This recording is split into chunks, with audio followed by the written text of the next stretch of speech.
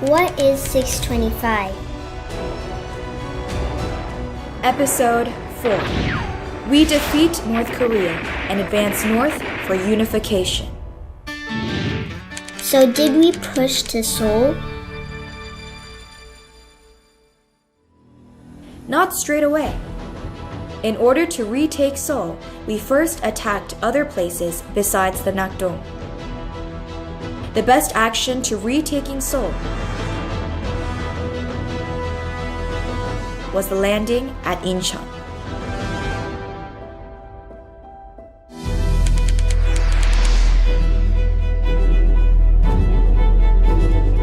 In order to fool the North Koreans about the landing operation at Incheon, we made a fake landing at a place called Changsari near Pohang.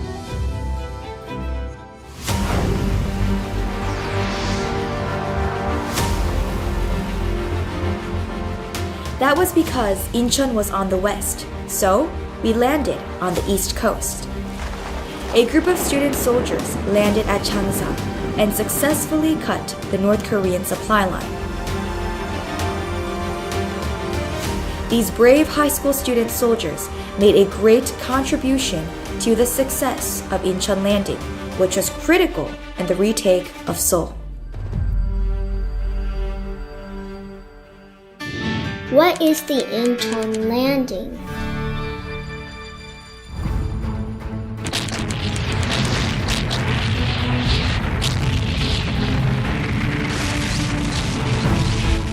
The landing at Incheon refers to the combined South Korean and UN amphibious operation at Incheon. The ebb tide at the Incheon beach creates a very shallow bottom and a bottleneck to the harbor entrance. The waves are also powerful, which makes landing at Incheon very difficult. Most American officers objected to the operation. But General MacArthur said, "The enemy will be thinking the same thing and will have neglected their defense. For those same reasons, we will be able to surprise them." With the landing success, the combined force was able to beat the North Koreans and cross the Han River. Finally, on 28th of September, we retook Seoul.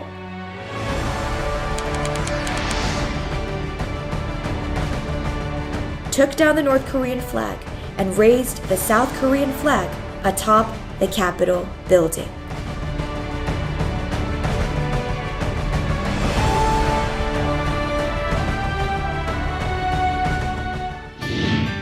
What happened to the North Korean army after we retook Seoul?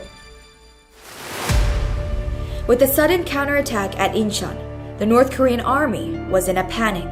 They were confused like rats caught in a vat and started to retreat on all fronts. Once we took Seoul, President Ri told General MacArthur that we must proceed north without delay. The United Nations forces were not prepared to advance beyond the 38th parallel. But President Ri wanted to continue the fight beyond the 38th parallel and achieve unification. So he made an important decision. So did we cross the 38th parallel or not? Of course we crossed.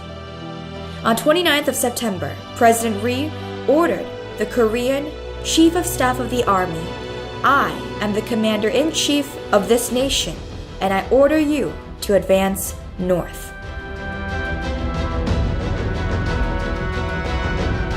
Upon his instructions, the South Korean forces crossed the 38th parallel on 1st of October. Hence, 1st of October is the date we commemorate as the South Korean Armed Forces Day. And a few days later, the UN forces followed.